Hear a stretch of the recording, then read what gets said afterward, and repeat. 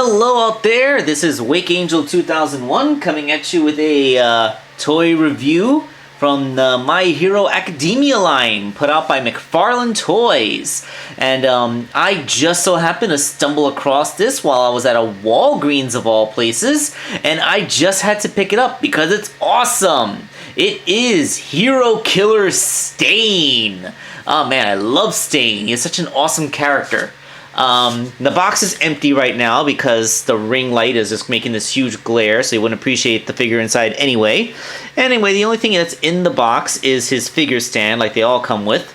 Although, interestingly enough, the back of the box, it just shows Stain by himself. So, like, usually they would put the other characters that come out in the same wave, but Stain is on his own, so I guess Stain is his own wave.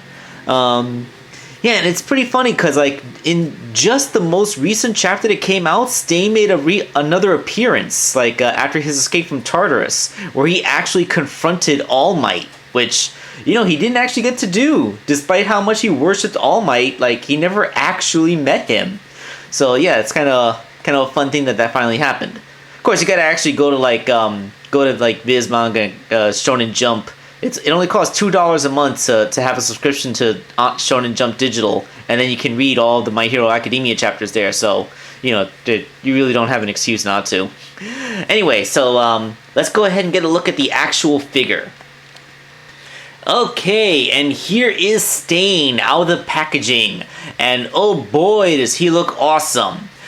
First of all, I should say that he is a pretty tall figure. Stain does have a pretty imposing physique in the anime and the manga, so it actually makes sense that he'd be this tall. For a bit of height comparison, here is Izuku Midoriya. I will put him directly next to him, so you can see that he is like a full head taller. And even Ida, who's a fellow tall boy, is still kind of a little bit shorter than him. In fact, his naturally hunched posture means that he's not showing his true height either. So if he actually had Ida's posture, then he'd be terrifyingly tall. He'd be like absolutely looming over everything. And I don't have his feet. I had him in a more extreme pose, and I haven't repositioned his ankles. That's why I'm having a hard time standing him. His big old boots usually make it pretty easy to stand him. So let's get these guys out of the way and talk about the figure's aesthetics before he falls over on me again.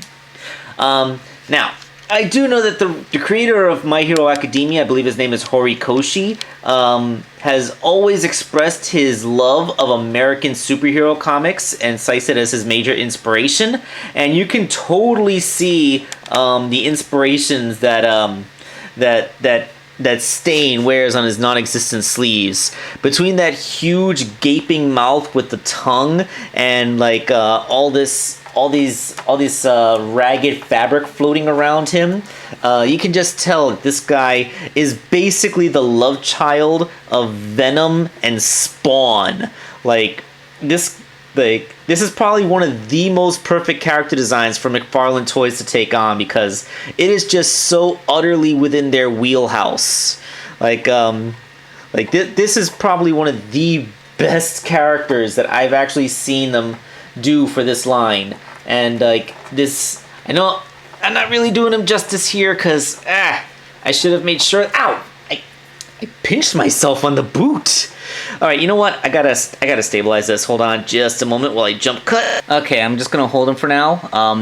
By the way, when I said I pinched myself, I'm talking about down here on the boot. You see how you can bend it forward and backwards like this? I accidentally had my finger right there, so when I moved it back like that, I totally pinched myself. So, adult collector, dangerous for children.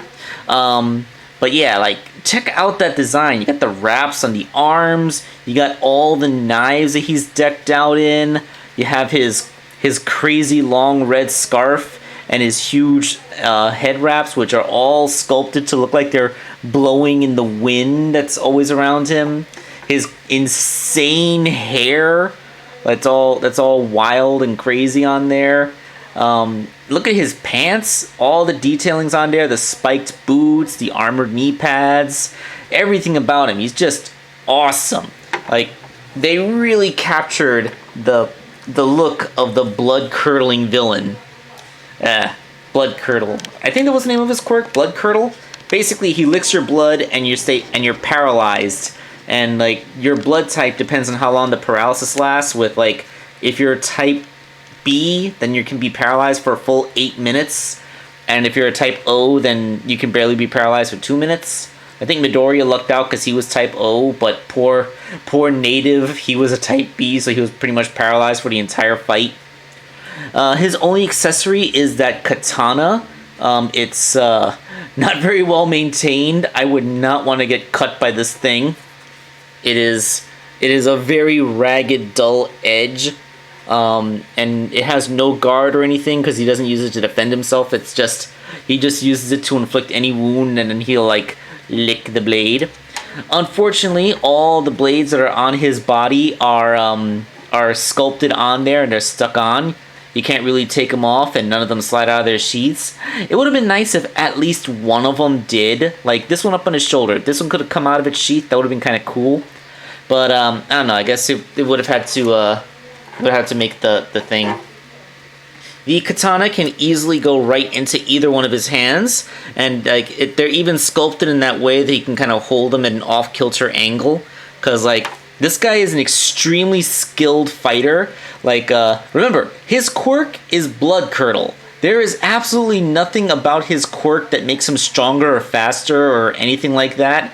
And yet he is still able to match speed with Ida, take punches from Izuku Midoriya, and like despite having heavy injuries like broken ribs and a fractured head, he still managed to take out a Nomu practically with his arms tied behind his back.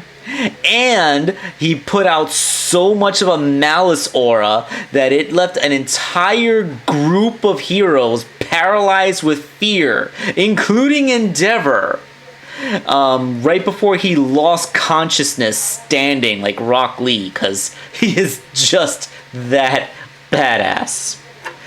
Figure's articulation is amazing. The head is the one part I would consider a little disappointing, because it seems that he just kind of has like a swivel where the neck joins the body. No, it's a ball joint, but it's restricted because of the angle that it's connected, so his head kind of doesn't have that big of a range of movement. That's about as far as I can get it. Universal shoulders, which are themselves set into a cup so that they have more range to move around. He has an ab crunch, so he crunches abs, although his torso is sculpted in this permanent forward hunch, which fits his character. There's a waist joint in there, though it makes an uncomfortable creaking noise. This is soft fabric on the front of his pants, so it doesn't limit his legs' movements. That's great, so you got good range going both forwards and backwards. You know, you can get a pretty good Jean-Claude Van Damme split going on. No thigh swivel, but he has some solid double-jointed knees. Whoop, whoop. Then he has like that pseudo Revoltech joint in the ankle, which I feel like it could use some more click joints, because I can't seem to get it to lie straight. It's always either forward or backwards. And the foot rotates, and there's a toe joint, so you can get him in some pretty cool, menacing poses, of which I will do right now. Yeah, so, like, this thing, it looks pretty badass. Like, depending on what you do, you can practically look like one of those anime statues. Like, the fact that he's a posable figure really doesn't do anything to limit the amazingness of the sculpt. Personally, I've always been a fan of that perch. Yeah, so check that out. Like, the leg articulation is robust enough that you can totally pull off his little crouch stance. I wish you can go a little bit deeper, but you know, this is actually a pretty good range for an action figure made in this style. Like, without additional, like, I believe Figuarts or Figmas have hip joints that can like pull out a little so you can get them to bend deeper.